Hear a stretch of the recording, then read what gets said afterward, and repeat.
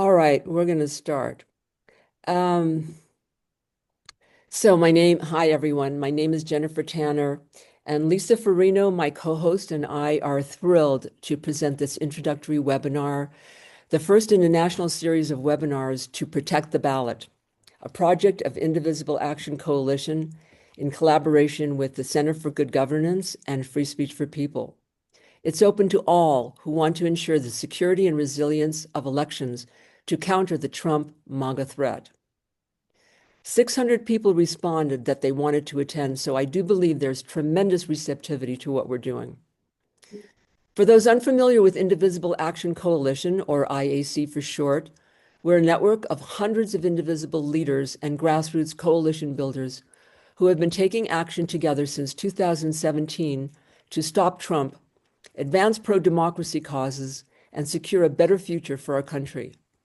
We work at times in conjunction with National Indivisible, and we keep Indivisible leadership apprised of our efforts. Some of you may want to join IAC for short, and we will share information about that in our follow-up emails. And in those emails, we will, of course, include information how to register for the rest of the series of Protect the Ballot action training webinars. Many groups are focused on solving the many challenges to our elections, such as gerrymandering, voter intimidation, purging of voter rolls, and we are so grateful for their hard work. It's needed, but the actual security of our election processes and voting systems have not been addressed enough. The purpose of these much-needed webinars to educate voters about what specifically is needed to make sure our ballots are protected given Trump's attack on our election systems, and how specifically you can do your part. The webinar will be led by election experts Susan Greenhalgh, Free Speech for People, and Marilyn Marks, Coalition for Good Governance. And in our future training webinars, you will hear from other highly regarded national election experts. And here's a bit of housekeeping. So we're going to be together for an hour, with the last 20 minutes of that hour devoted to Q&A. And for those of you who have additional questions, we will stay and be available after that hour. We've muted everyone, so all of you are invited to ask questions in the chat. And we ask once the meeting starts to leave the chat just for the questions. Not a lot of conversation, please.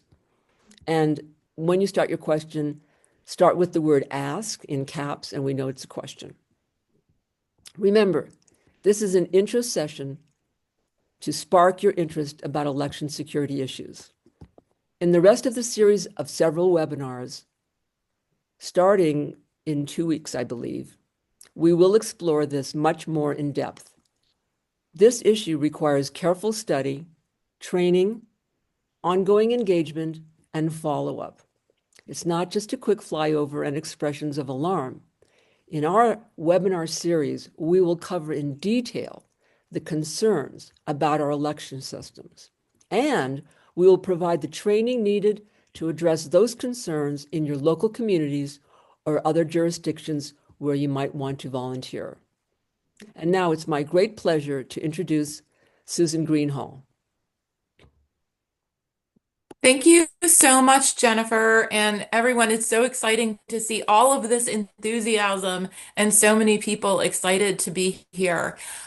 It's interesting that when Jennifer had reached out to me about this webinar and she wanted to see what we could be doing to help address election security issues. Marilyn Marks and I had already been talking about that. How do we get people engaged? How do we get a wide reach out to these groups? Ideally, Indivisible would be our number one choice. And then I had this very fortuitous conversation with Jennifer, which then got followed up by this um, uh, interview with Representative Jasmine Crockett, who many of you probably know. She's a big hero of mine, with Mark Elias. So I want to play a little segment of this because it's so apropos. Just like we've been able to show up in record numbers to No Kings Day rallies, I think that the infrastructure that was put together for No Kings We need to take that type of infrastructure. We need to make sure that Indivisible, who's been doing so much great work around the No Kings rallies, starts to translate that into more than a rally, but a training ground, right? A training ground for citizens to know their rights all around the country and know what's what. If you can imagine the number of people that you saw show up in Chicago or LA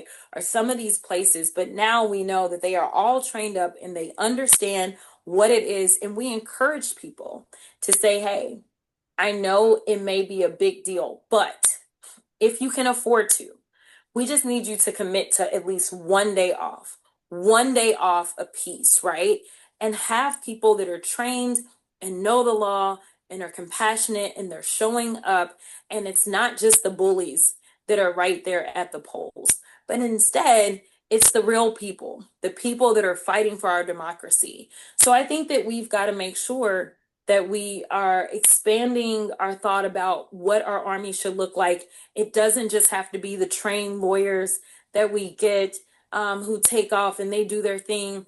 It can be lawyers that are training everyday citizens to be armed with the information that they need so that they can be poll watchers, so that they can report in real time, so that we can get into court. So you can get into court quicker and really start to get some emergency orders on things that we see taking place. But we've got to fight like our lives depend on it, because to be perfectly honest, they do.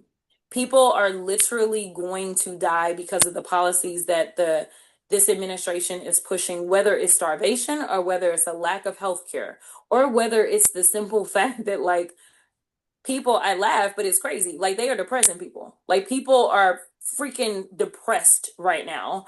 And one of the best things about the recent election was the joy that it injected. Like we just needed some joy for like one day, and it did that. Okay. Just like Oh, sorry. Okay. just like we've been Sorry, I don't know why that happened. Okay, so that's a pretty clear call to action that we need people across the country prepared to be able to go in and get evidence about how we're voting to make sure that the results of the election reflect the voters' will. That's the most important thing in a democracy, that our election outcomes are the same as the will of the voters. So we developed a little mission statement, and we want to educate, empower, and engage citizens and local leaders to strengthen ballot protections for the 2026 elections in light of the new levels of threats that Trump imposes. We aim to promote and support policies and practices to improve security and provide publicly verifiable election outcomes. That's important. We want to train and mobilize local teams across the country to work directly with county election boards in highly contested jurisdictions to promote practical best practices that make election systems resilient to technology security failures, insider threats, and false claims of hacking and subverted results, and to engage in public oversight to enhance election transparency. So this is really important because, as many of you may know, we are in a different threat landscape than we have faced before. We're reading articles regularly. I'm seeing them coming up in my feed saying that Trump is going to do anything to potentially subvert this election. We can't make any assumptions about the security of any part of the process.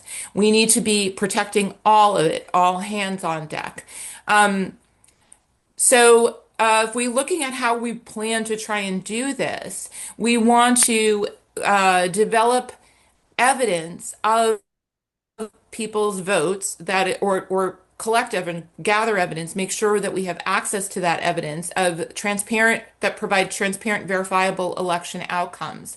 If we have transparency and verifiability about the way people voted, then it becomes resilient to efforts to disrupt the system. We also want to educate participants to the real threats as well as false claims that may crop up about how resilient systems are, so we can defeat those claims. And this is going to be important because, and I'll talk a little bit more about it later on, but we really need to be clear-eyed about what the threats to our systems are, and not just kind of overstate the security and just to kind of have a warm fuzzy feeling because we need to be on guard. And so that means we need to know what's really what our real vulnerabilities are. And we're going to um, work with the participants to help inform about those risks and then to give tools and guidance as to how to seek evidence-based elections. And that's where our election results are backed by evidence of voter intent, not just the system outputs. So I'm going to pause there and pass it over to my great colleague and partner in crime, Marilyn Marks from the Coalition for Good Governance. Thank you, Susan. Let's see if my screen share is working. Does that show a slide as it should? Yes. Seeing a slide?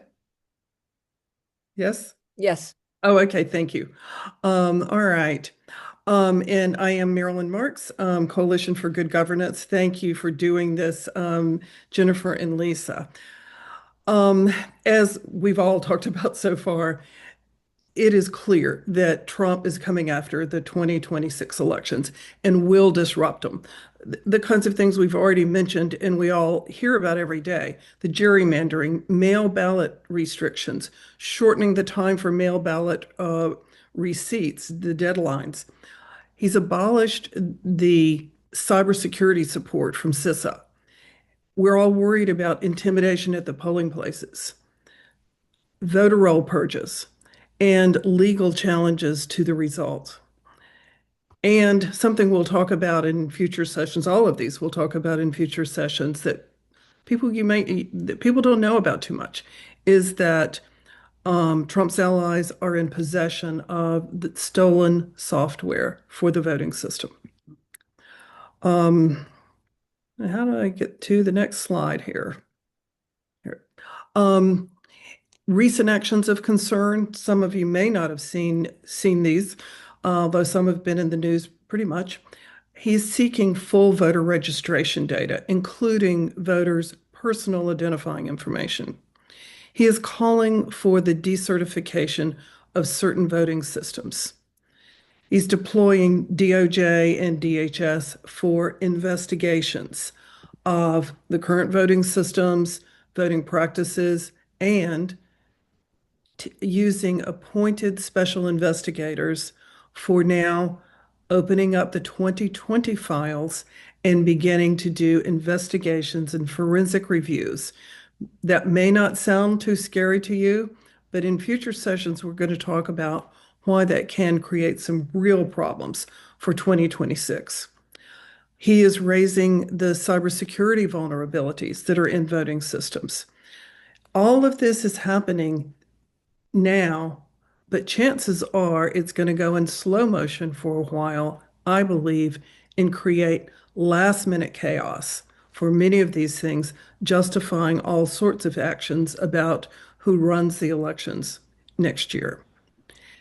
So we've heard from Jasmine Crockett once. Watch this short clip and see if you think she's right. I don't think that he wants to make the ballot box accessible. And I don't know that he is above cheating. In fact, I would argue that he is a cheater. He's definitely not above cheating. We do know that one of his friends has purchased Dominion. So it's going to be really important for us to educate all states that we can to make sure that their Secretary of States are like, we don't want the Dominion machines. Because I personally believe that ally purchased Dominion so that he could potentially play with the machines, because we know that they're trying to cheat by changing the lines for the midterms. And I think that they're trying to solidify their cheat potentially with the voting machines. Okay, is that a conspiracy theory, or are there some serious concerns there? If you stick with us, you'll get to know a lot about the answer to that and be able to make your own assessment.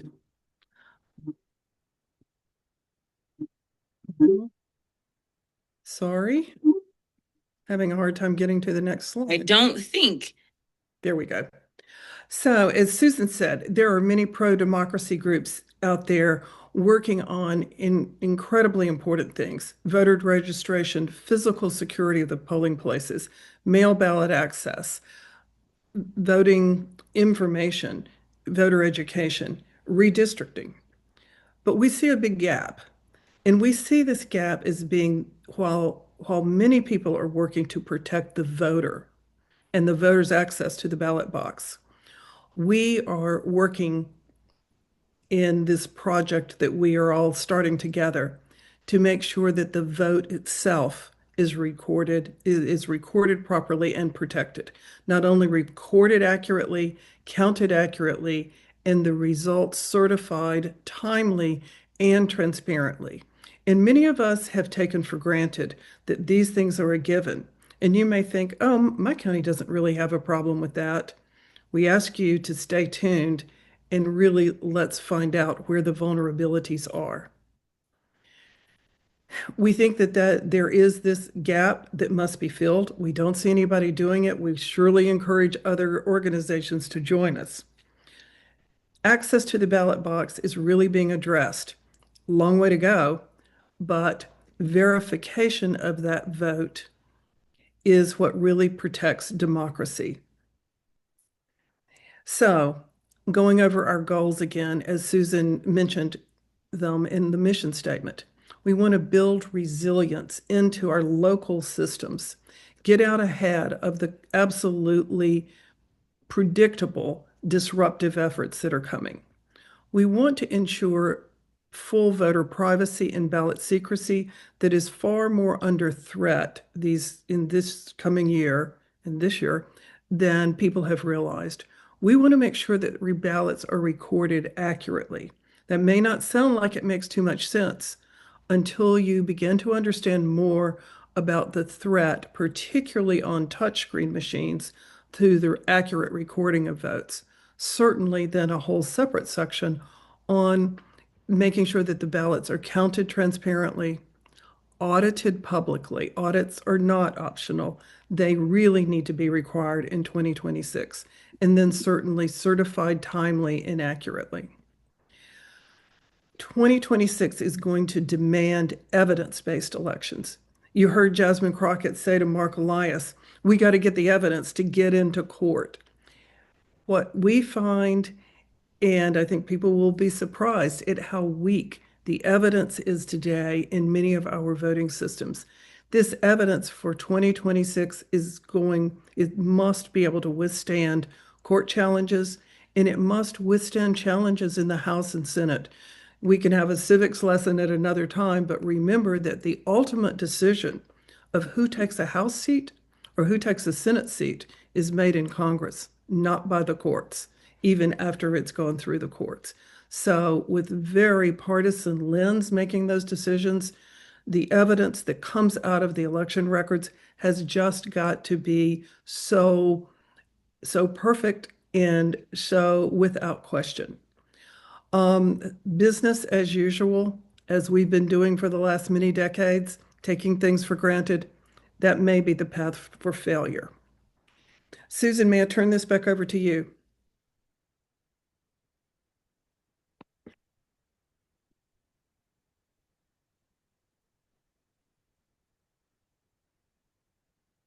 And you're muted still, Susan. Yeah, sorry. Sorry about that. Okay. So I wanted to talk a little bit about the limitations of our existing security safeguards and why more oversight and auditability is needed. Because you've probably heard a lot of narrative and rhetoric and talking points about the security of our voting systems. There are certain promises that are made, and a lot of this has developed kind of as a backlash to or indirect response to Trump's false claims that he actually won the 2020 election. And he alleged that the election had been rigged without any evidence whatsoever. And there was no basis for those allegations. But what we saw in response was a very robust communications campaign to assure everybody that our systems are basically impenetrable. And the truth is more in the middle, because there are real issues that we have with our voting systems that need to be addressed. And if we're not approaching this in a clear-eyed way, we're not going to be, oh boy, my slides aren't moving forward. I'll try it this way. Okay.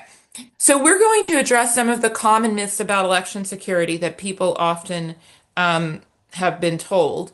Um, and I don't want to get in too much detail here, but we think it's important that we provide the detail later on in the process of the series, so that when people are going out, when participants, when indivisible members are meeting with their local election officials or elected officials, or with other groups, they're armed with the facts. You can go back, and when people say things like, well, I'm not worried about that because the voting machines are never connected to the internet, so isn't it impossible for them to be compromised? That's actually not the case. So in some states, some of the machines, the tabulators, actually are connected to the internet. In some places, unfortunately, they still use wireless modems. This is an issue that at Free Speech for People, we have been long lobbying and advocating against, and we're actually in a lawsuit now with the U.S. Election Assistance Commission over that issue. Then there's other states where there's actual internet voting. So there are internet-based threats that shouldn't be discounted. But furthermore, we can't discount the possibility that a corrupted insider working on behalf of a corrupt official might try and get in and compromise voting equipment. This is recognized in the rest of the world of cybersecurity as one of the biggest threats is insider threat. Yet when it comes to elections, there's a certain politeness about we can't assume that election officials might be corrupted in a way that would that could happen. But as Marilyn alluded to, there was quite a big, like the biggest election security scandal that you've probably never heard of, which was the breaching of election equipment in Georgia, Pennsylvania, Colorado, Michigan, by operatives working on behalf of lawyers associated with the Trump campaign in 2021 and 2022. And during that process, they got copies of the voting system software. So that introduces a whole new level of vulnerabilities and threats. But it's an example of why we can't just say, well, we don't have to worry about insiders possibly tampering with equipment. We also hear voting machines are rigorously tested and certified. I don't want to run on, like I said, I can't go into this too much detail. But just as a short fact, all of the systems that are in place right now are tested and certified to standards that were developed in 2005. So they are profoundly out of date, and are not set to meet the security challenges of 2025, if they were set 20 years ago. We also hear machines are tested before each election. Even though that happens, there can still be mistakes in programming that aren't caught in the testing. And then we have examples of machines miscounting. And then when we are able to go back, use the evidence, the paper ballots, correct the count. And we also hear that all elections are audited. And this is the one that I sticks in my craw the most, because not all election audits are equal. Not all states have sufficient audits. For example, some states will audit only one contest on the ballot and then tell you that the elections are audited. Well, if that isn't the contest that is close, or you're concerned about, that audit really doesn't mean anything. We also have cases like in my home state of New York, we have post-election audits, and on the books they look pretty good. But when you go to find out the results of the audit, if you have to put in a public records request, all it gives you is a certificate saying that the audit was conducted and that any discrepancies were rectified. They don't tell you what the discrepancies were, how they decided that they could be reconciled. There's no information. So that is not a transparent audit. And when we're looking for audits to actually give us evidence of our elections, that's not going to cut it. So we're going to be fighting for better audits, transparent audits, and that's where people power comes in. I'm going to pause there and pass it over to Marilyn.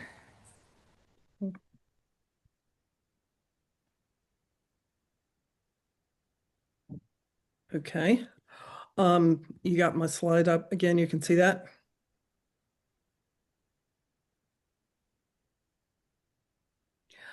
All right.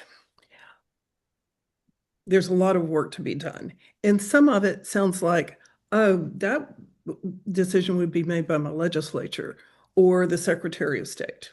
Actually, the important decisions, for the most part, are being made, and this is a generality now, not everywhere, are being made in your local county. Your local county elections officials generally have a lot more power than they fess up to.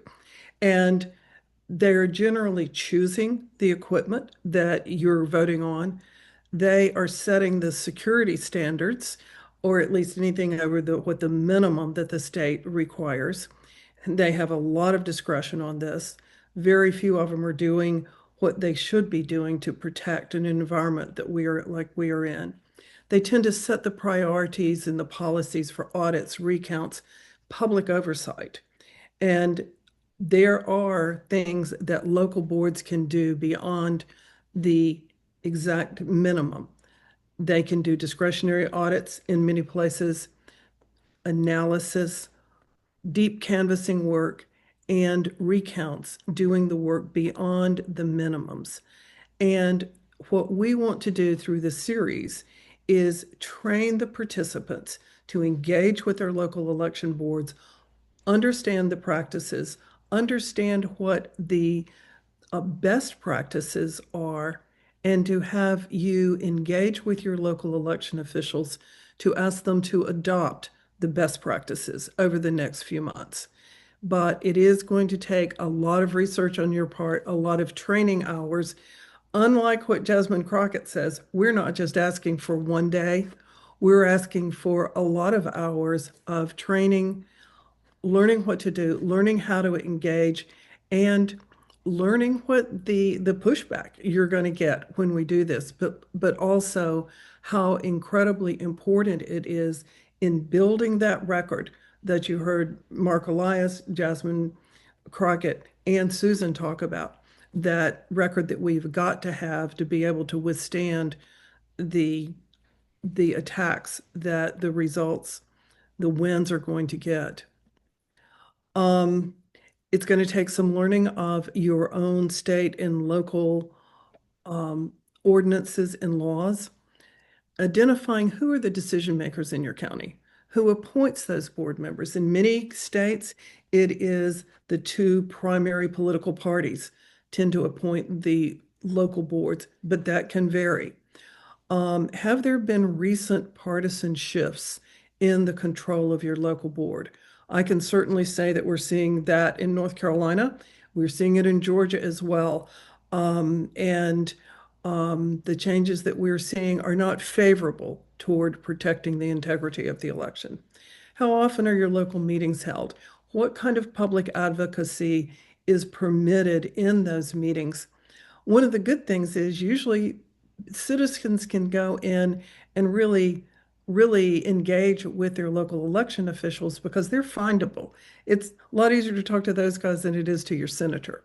So advocating for secure systems, robust audits, transparent canvassing, and effective citizen oversight of the entire process is what we will be looking for to get commitments from the local county election officials that participants can do this. You and your friends can build teams to do this, to try to protect the election in ways that it may have never been needed before, so that there is end-to-end observation and verification to eliminate any chance or major chances of electronic manipulation and minimize the false claims.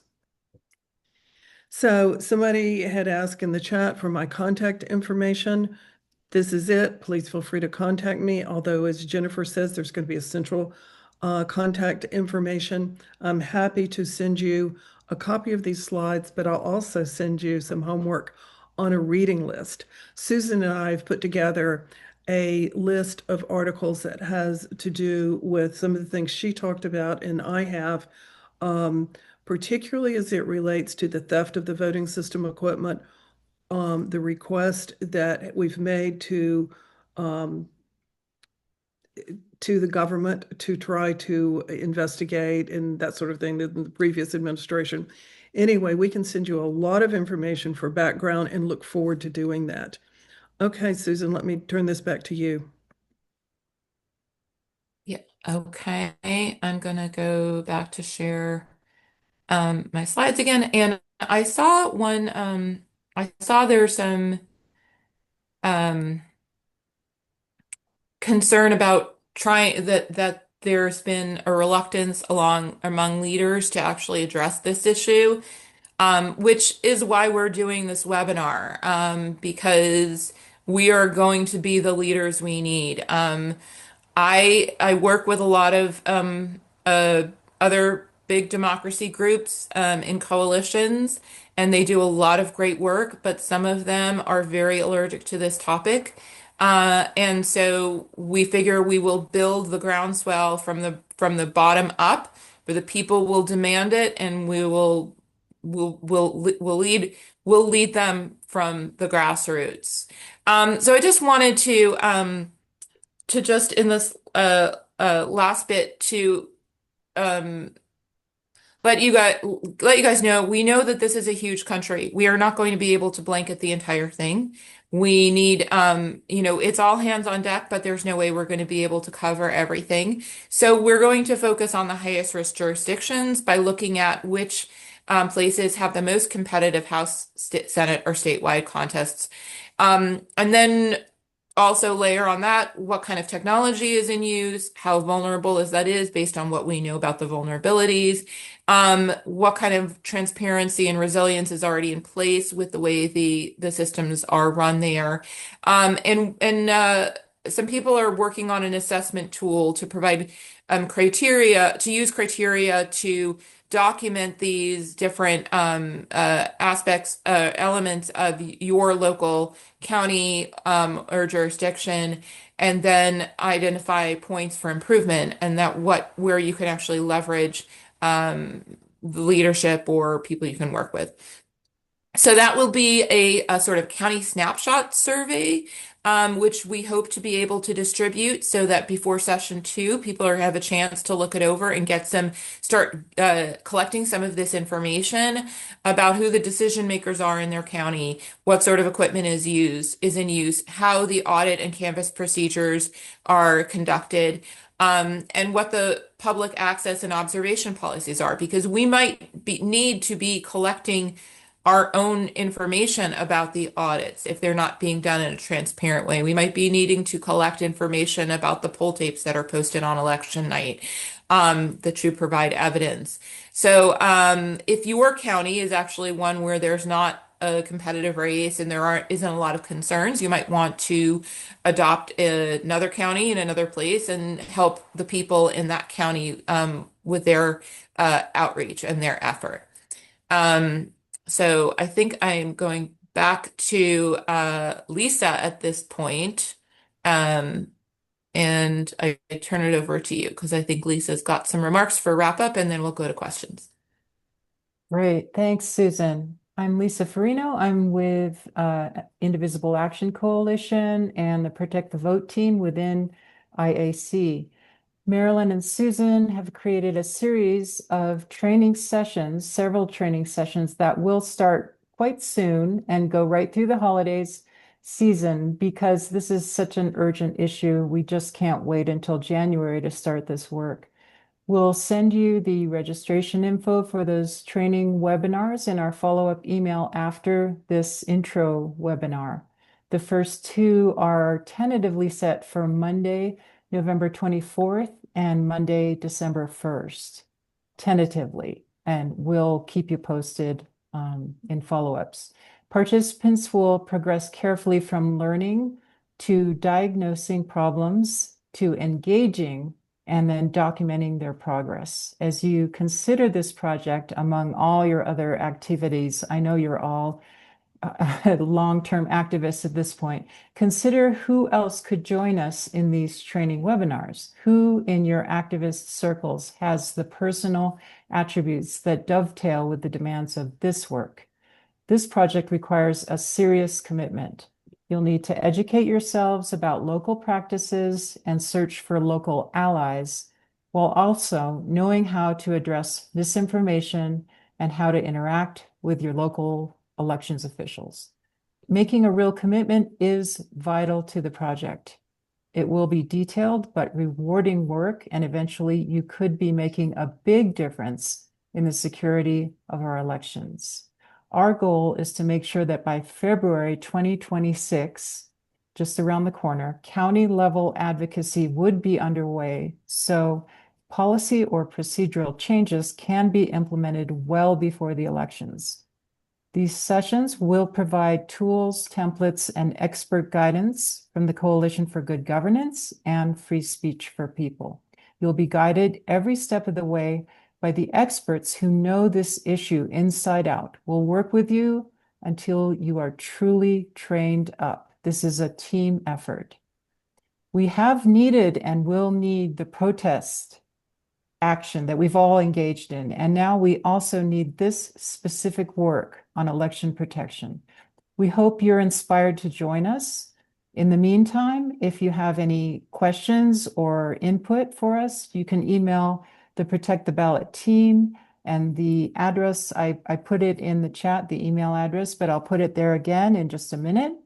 And so with that, we'll now go to the I just want to, I just want to say, Lisa, we're finding that because the info at protecttheballot.com is it's a new domain. We just started it. I think it's going to people's junk, so you might want to put it in your, so it doesn't go there.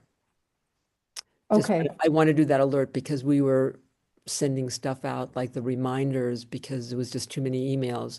We did not expect 600 people to register. It's fantastic. And so we had to actually create something new, like instantly. And so we just want to make sure that you get the follow-up email because it will be coming from info@protect-the-ballot.com. Right. Look for it in the next day or so, and do check your spam or junk folder. Okay. We'll go to the Q&A session now for the next 20 minutes or so. We will end this webinar as promised in 20 minutes, but if there are diehards out there who want to go beyond the 1 hour, we're happy to stay on for extra time. Again, put your questions in the chat and start it with ask. Start your question with ask. Okay, I'm tossing it over to Jean Dufort. Go ahead, Jean. Thank you. And I am a proud founding member of Indivisible Georgia District 10 and have worked with Marilyn and Susan both for a long time. I'm going to start with a clarifying question. Several people have asked some version of this, but here's what Gwen said. Should our energies be put towards registering Democrats and getting them out to vote? Because with a high turnout, it becomes more difficult to challenge outcomes. So who wants to handle that? Susan. I will say I'm a nonpartisan, so we are not answering any partisan questions. Okay. So Well, Susan, I will, and I'm the same here, but I don't look at that as a partisan question. I'll give it a try and you follow up on this. That is kind of a common myth that, oh, if we have enough people to vote, it will be hard for the bad guys to hack the system. No, it doesn't really. It's so sophisticated these days that hackers can, turn up the volume with no effort whatsoever. And there's really no such thing as being able to outnumber the hackers here.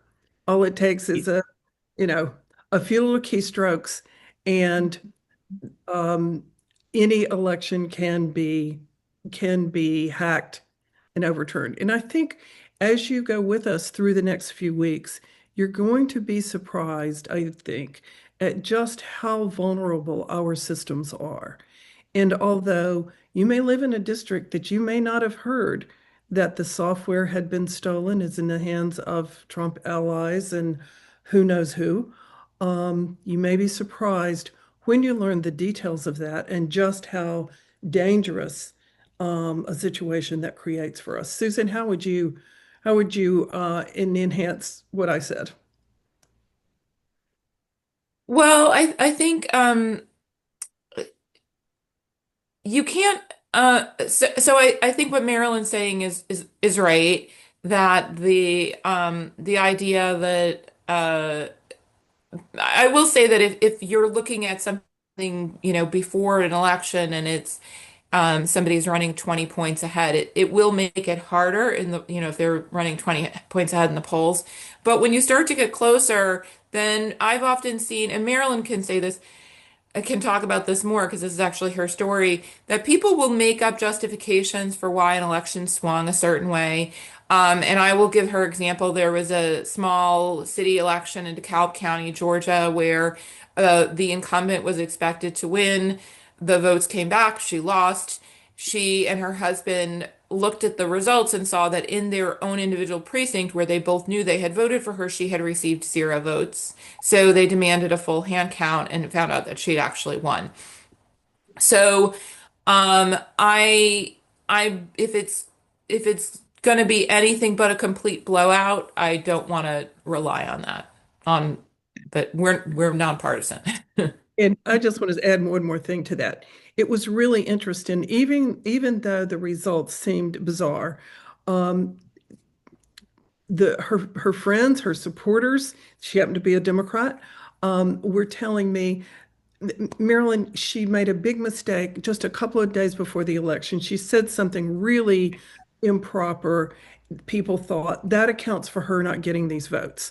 And everyone justified that the numbers were correct as reported. Turns out that she actually won by a huge margin, but people were ready to just believe whatever numbers came out of the machine. We've seen that type of thing happen too many times.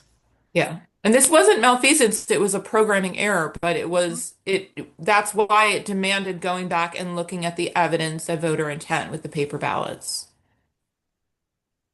There are several people asking, if you live in a really blue state or a really blue area, how can you make an impact? And I think you foreshadowed that, but let's just emphasize it, how that's going to be possible. Right.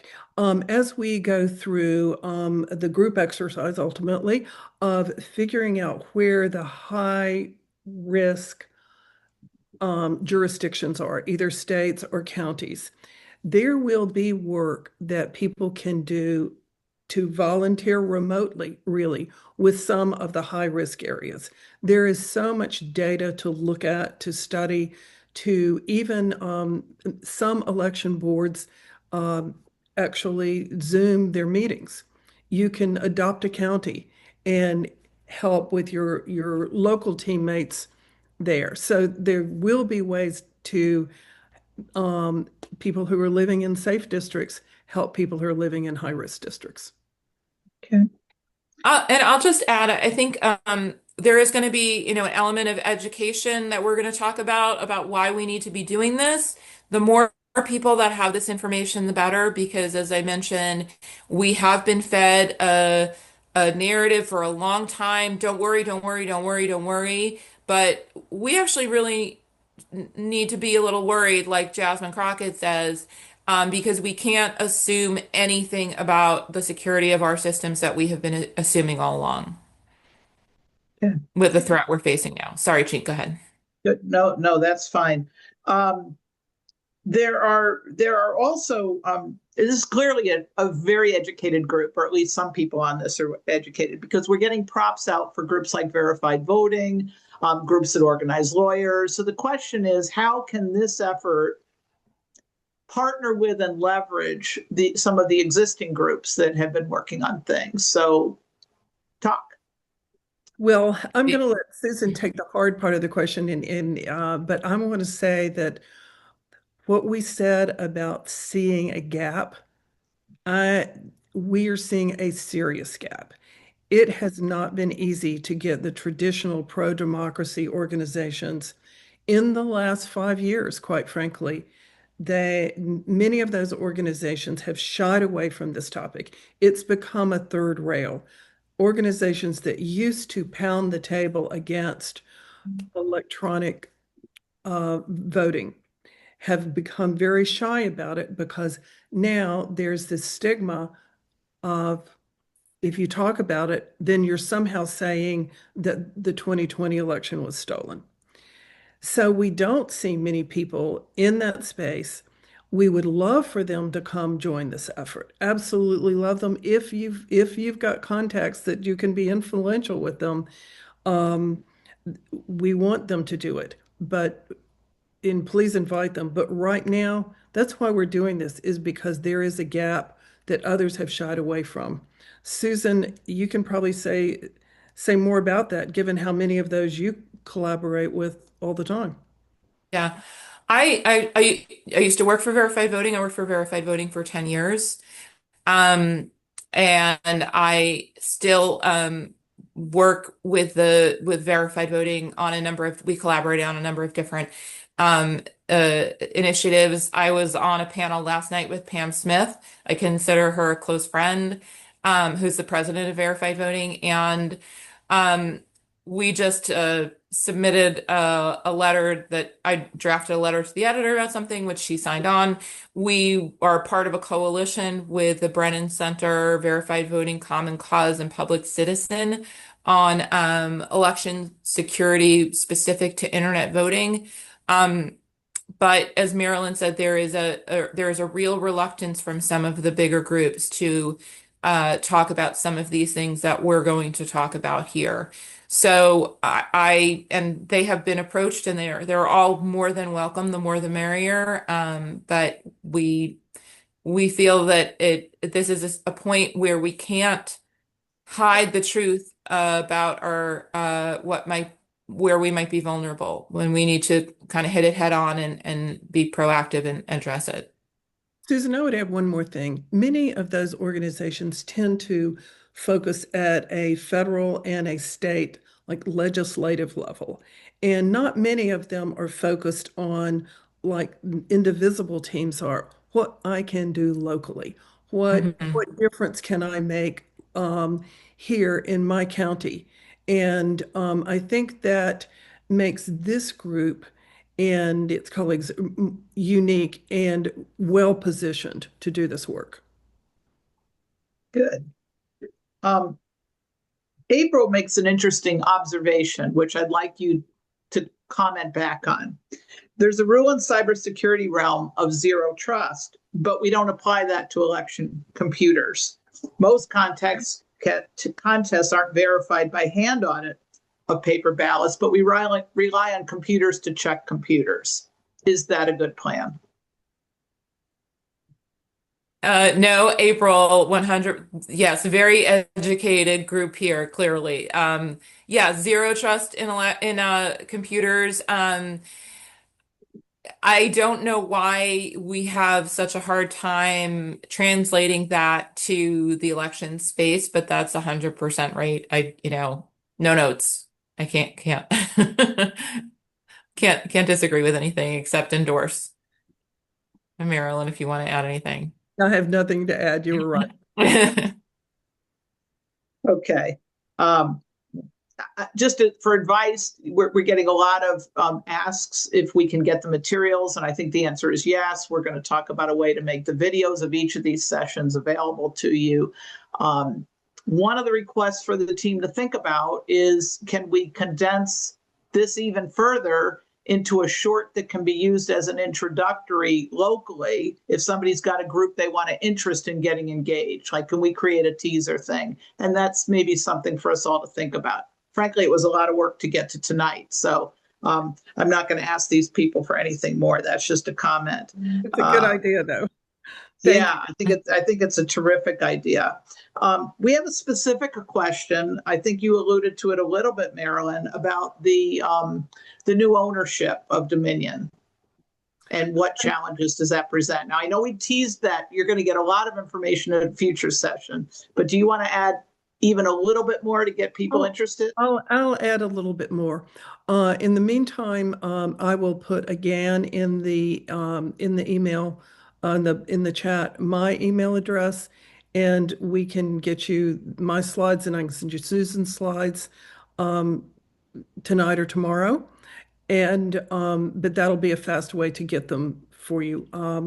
But in terms of the Dominion purchase, yes, the Dominion purchase was made by somebody who certainly seems to be something of a partisan. He used to be closely allied with Ed Martin. Ed Martin is the appointee in the DOJ now in charge of the weaponization unit. Ed Martin is already doing, starting a forensic type work or trying to in Georgia for the 2020 election.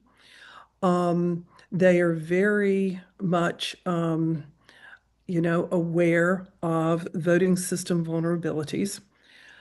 Also, what we will tell you about in our future sessions is how knowing the electronic poll book company that Scott Leyendecker, the new owner of Dominion, he owns that. He now owns Dominion. What we will share with you in detail is some of the dangers to voter privacy and ballot secrecy when you start to combine the data in both of those systems. We can't, of course, say what their plans are. We have no reason to believe that they are going to do anything that is partisan oriented, but we can tell you a lot. Susan and I can tell you a lot, as well as the experts that we are going to invite on for one or two of these sessions, who have examined the Dominion software as part of the Curling v. Raffensperger case that I've been working on for the last 8 years, where we have challenged in Georgia in federal court the Dominion voting system long before it was anything that the MAGA people cared about. But we've challenged the touchscreen Dominion voting system, and we continue to do work on it and find more and more very concerning vulnerabilities every day. So we'll talk about the problems that were inherent in Dominion before, how widespread those problems are across the nation, and then what new risk does this business combination bring? Thank you. And I'm sorry, I'm just going to add, I put an op-ed that I wrote for Slate in the chat, and if you might be interested in reading that, because it's very concerning that somebody who has a announced allegiance to one party is now owning this voting system company that has proprietary software and programs the ballots. But it's not the first time. We've seen this happen before.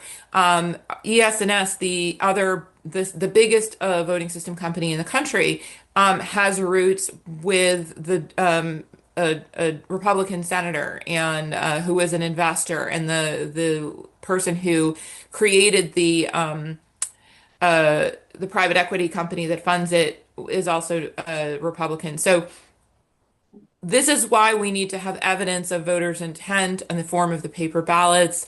I saw somebody saying that we need to be making sure that we have audits, and the audits that we have right now are not robust enough. So it should be trust but verify. I actually wrote a report called Don't Just Trust, Always Verify, about the audit practices in the swing states and where they fall short.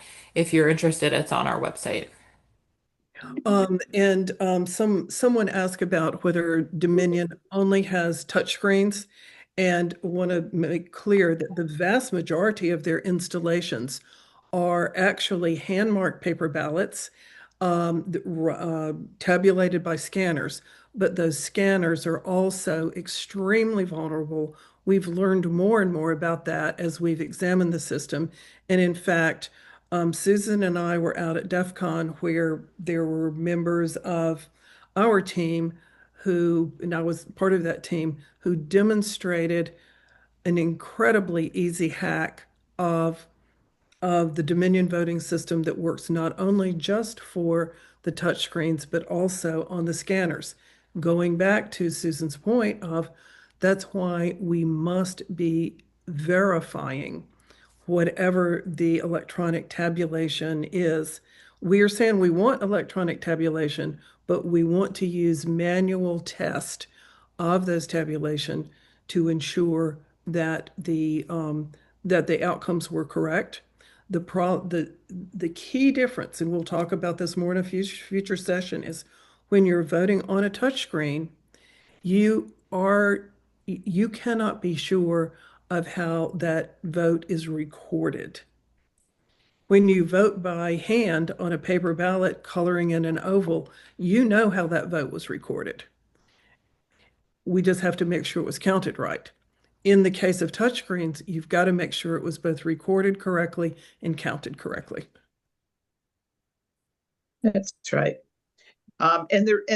There's a couple of people who have been asking about the quote unquote statistical anomaly theories of the last presidential election that have been circulating.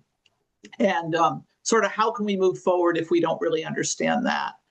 And I'm going to put a little teaser in that basically says this project is about collecting sufficient evidence to be sure, not only running statistical anomalies. But why don't the two of you comment on, do we look backward or do we prepare for what's to come?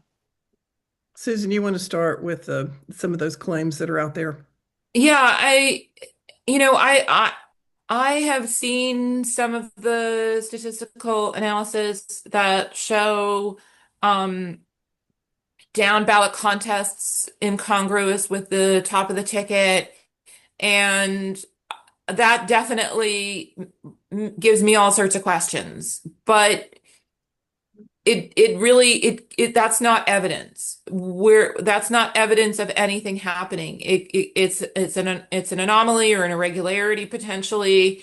Maybe it was caused by some sort of miscount caused by an unknown reason, but it in itself is not evidence. That's why we want to be looking at the voter verified paper ballots, which are evidence of voter intent in as many ways as possible. And I just want to make sure, if this didn't come across clearly, we have 50 states, the laws about canvassing and post-election audits, and recounts are different everywhere. So it's going to be different everywhere. This is not going to be a one size fits all process, and some jurisdictions will be able to achieve more and some will hit more walls, but we want to do the best we can everywhere. So it's concerning, but it's not evidence, I guess. And I guess I would add one more point. It's just really reinforcing what Susan said. It's ridiculous that we are sitting here a year later and people still have to have concerns about who really won, and 2020 the same way. I will tell you, in Georgia, it's not there are still legitimate questions about not who won. I think we know that Biden won, but I will tell you that there are a lot of legitimate open questions in Georgia in 2020. I'm sure that could be true in other places as well. It's ridiculous that we are here 5 years later without the verifiable record that's open for all to see and to satisfy themselves.